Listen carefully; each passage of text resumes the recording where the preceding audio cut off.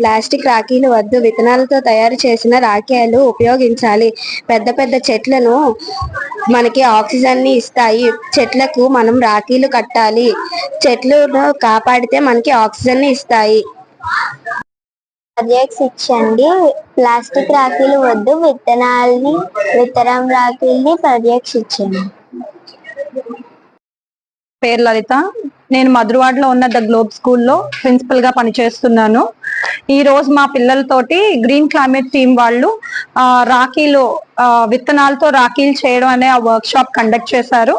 ఈ work shop యొక్క ముఖ్య ఉద్దేశం ఏంటంటే ప్లాస్టిక్ ని నివారించాలి, ప్లాస్టిక్ ని వాడకూడదు అండ్ దేశీయ విత్తనాలని ఎంకరేజ్ చేసి దేశీయ విత్తనాలతో మా వాళ్ళతోటి రాఖీలు చేయించారు.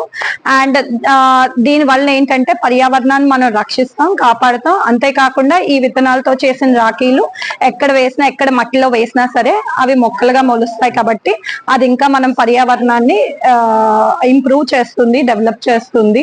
అండ్ ఇంకొకటి ఏంటంటే పెద్ద పెద్ద వృక్షాలు, ఏళ్ల నాటి ఉన్న పెద్ద పెద్ద వృక్షాలకి రాఖీలు కట్టి పెద్ద పెద్ద రాఖీలు తయారు చేసి దానికి కట్టి అండ్ దాని ఇంపార్టెన్స్